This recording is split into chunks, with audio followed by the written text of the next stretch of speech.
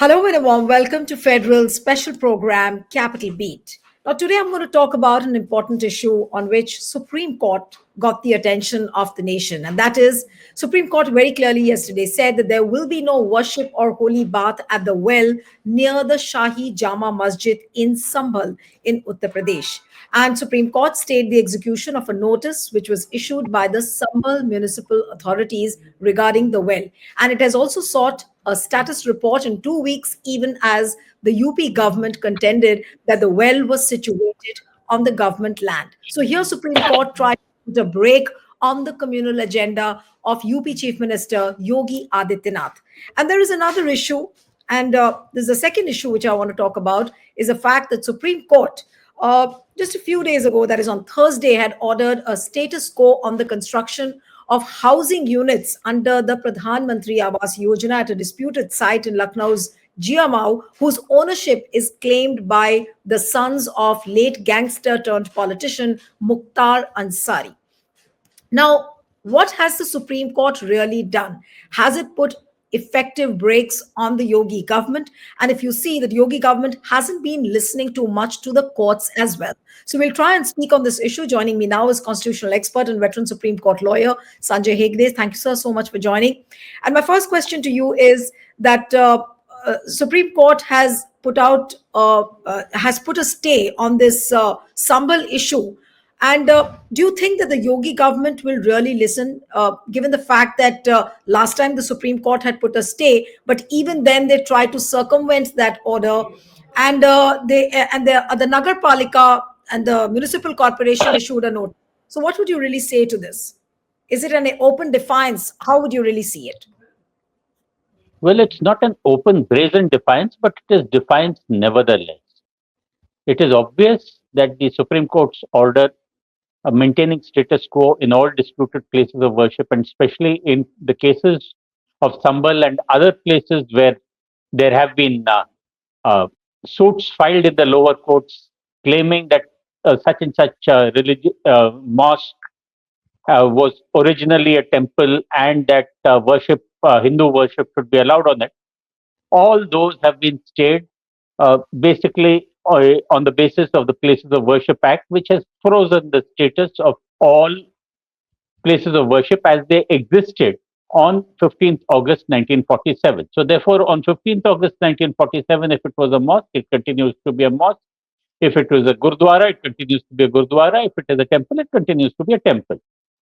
Now, obviously, that particular stay order has not been to the liking of many people on what is called the right in this country. In this country, the right often seems to be the religious fundamentalists, and it seems it is often used as a short form for Hindu religious fundamentalists. So I should think that the religious right means fundamentalists of every sort.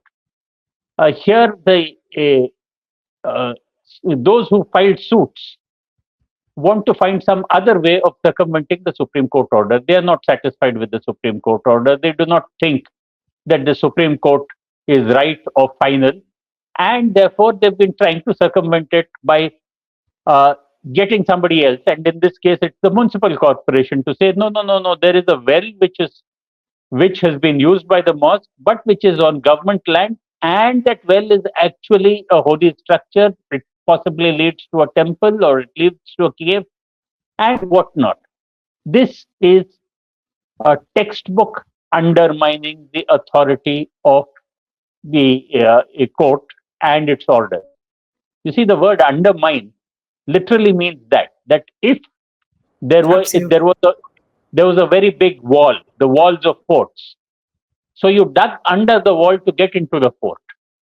That is what undermining was, and that's precisely what is being sought here. That no, no, no. You said status quo on the mosque, but this is a site which is on the edges of the mosque. If we start interfering here, maybe we can extend it. This is also classic, the same playbook which was used even in the Babri Masjid, the Ram Janmabhoomi thing, where long first there used to be prayers outside the mosque. There used to be something called the Chabutra, the Ram Chabutra, where prayers were offered. Then it became a disputed structure, and then after the disputed structure was brought down, everything changed. I think uh, both sides are now aware of these playbooks. It is time that the Supreme Court also learned the historical canvas of the previous disputes and should ensure that the principle of non retrogression, which was upheld in the Ayodhya judgment, which said that, look, Ayodhya is a one off case, the rest, everything will be status quo. That should be maintained in letter and spirit. Uh, any attempt at undermining the orders of the court or its authority should be firmly put down. Right. So Supreme Court has obviously put a stay. They've not allowed the thing about the well to continue. But the point is that if Yogi Adityanath government is continuously doing this, and as you rightly said, that they are into undermining the authority of the courts, that now the next hearing is scheduled for 21st of February, and the UP government has been asked to file a reply on this. So what do you think would be the reply of the Yogi government? They would try and justify this as what they were doing is right. What is the possibility? What could happen in the next hearing? Well, now that the stay has been operationalized, I doubt that much will happen on the 21st, but the UP government may possibly put in its reply, or somebody else may put in their reply. But the sense of the argument on that side will be that, look, you protected the mosque. The mosque means the four walls within the mosque. It doesn't mean the peripheral areas. And that this was something which was not part of the mosque. It belonged to the government, and etc. etc. Now, I must also tell you that in a lot of states, what happens is that land records denote all public, all places of worship as government owned land, so that nobody else lays claim on it. So, this playbook has also been used in the Gujarat Verawal case, where burial yards and various religious structures were all uh, technically on government land, but they preceded even the government of India itself.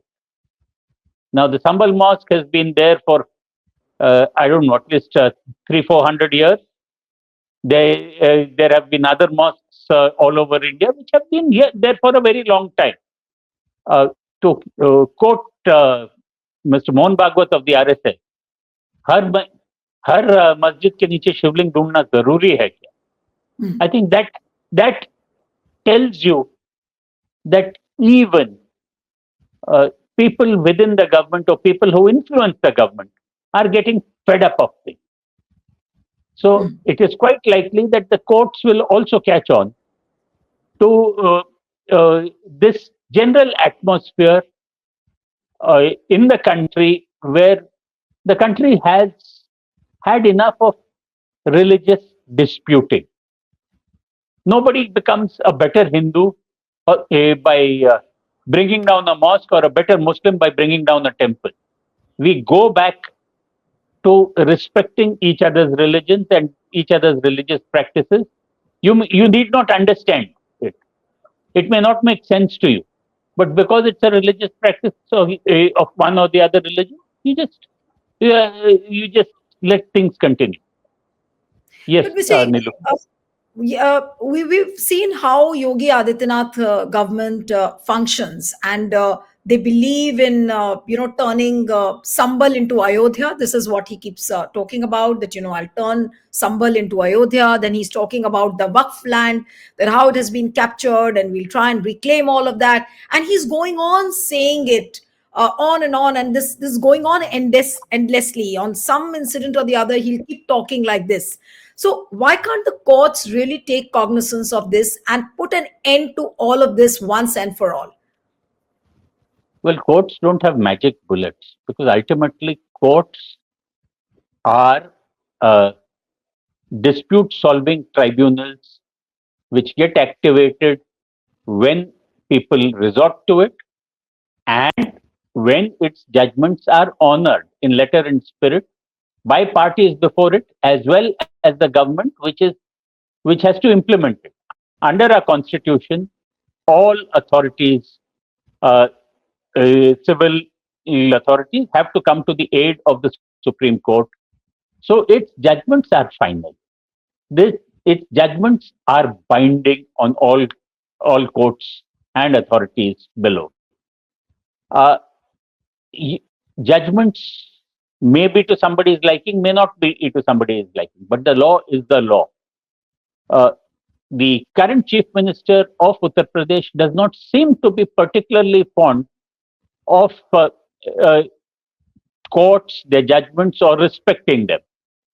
As long as it goes uh, his way or the way of his party, he praises them. But when there are adverse verdicts, we do not see him uh, uh, complying or even much less hurrying to comply. That is not in accordance with the constitutional oath that any chief minister takes. Right. If you remember the words of the oath, that I will bear true faith and allegiance to the Constitution of India and to the laws of India.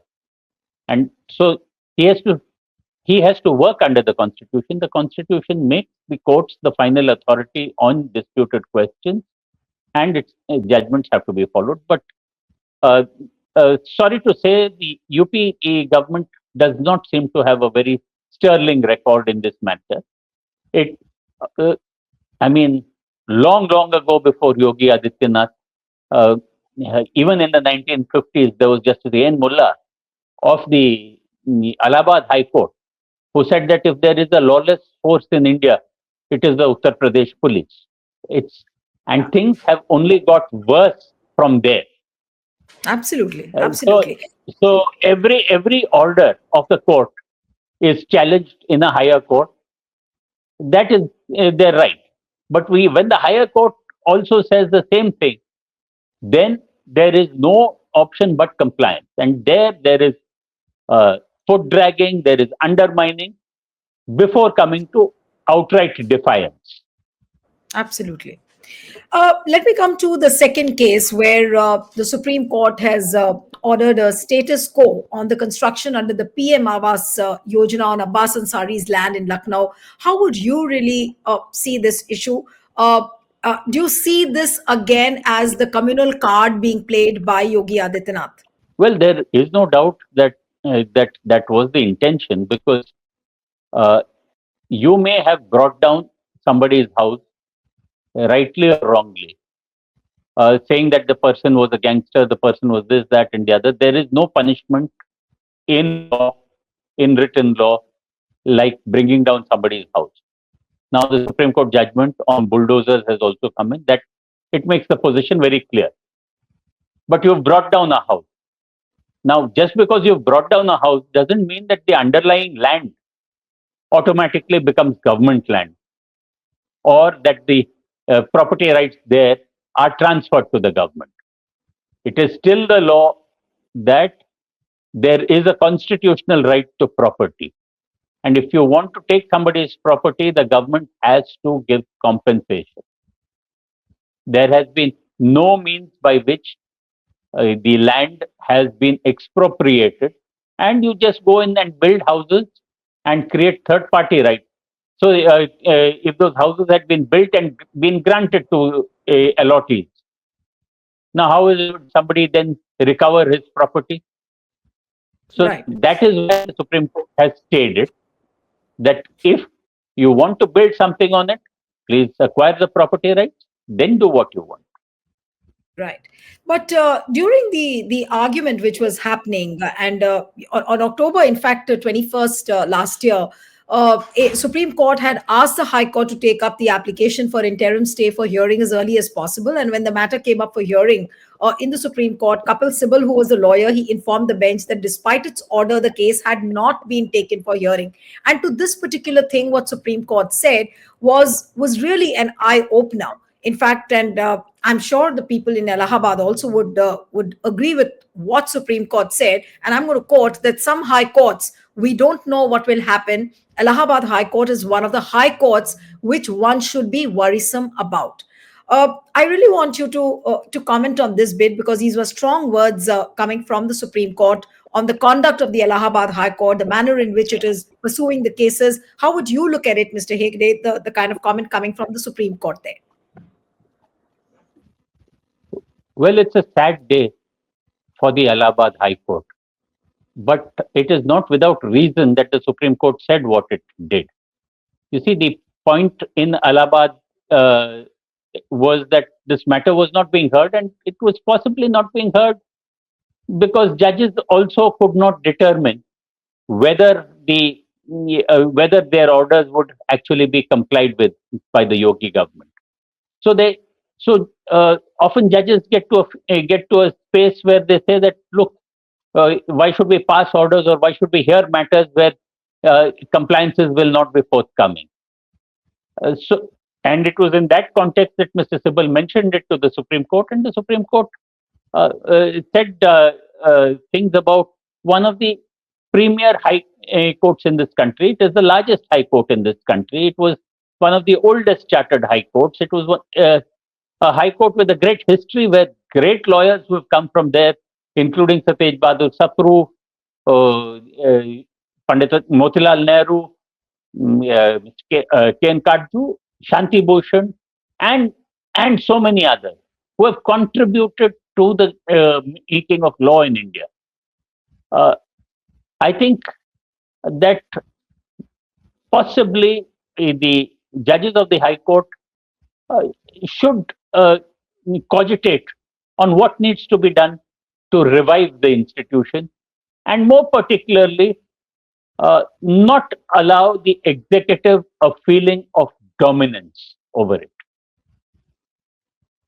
But what would you really say to the kind of pattern which is being followed by the Yogi government? I mean, they do not seem to abide by the law, and also by the orders of the Supreme Court, and they try and circumvent it through one many ways, like what we were discussing about the Nagar Palika notice. Now, if this is a pattern, do you think that the Supreme Court stay on this particular Sambhal issue, or maybe on the other issue as well, is that going to deter Yogi Adityanath in any way from not pursuing that agenda? Because it doesn't look likely. Well, I do not know how the Chief Minister of UP's mind works, but I do hope that he pays heed to what is coming from the Supreme Court. As far as the Allahabad High Court is concerned, uh, it is a known fact that very old matters are not being heard there. Criminal appeals take 20 odd years. So if you get bail, even in a murder appeal, then you may have a reasonable expectation that your appeal will not be heard in your lifetime.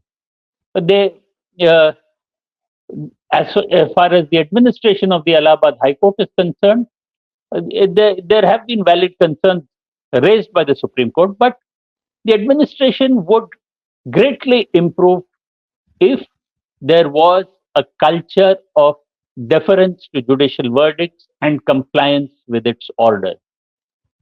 No order passed by any judge of the Allahabad High Court goes unchallenged, right all the way to the Supreme Court, because then it first goes to a division bench. From a division bench, it goes to the Supreme Court. And if for some reason or the other, the superior courts or the benches decide to look in further, the matter again goes into cold storage. So the- that itself leads to a culture of delay, obfuscation, and denial. That has to change if the rule of law is to mean anything, and you cannot have a developed society or nation without the rule of law. Absolutely, absolutely. Thank you, sir, so much for your enlightening conversation. Thank you very much. And one appeal to the viewers who are watching this interview: subscribe to our channel, send us a feedback, and stay tuned to the Federal.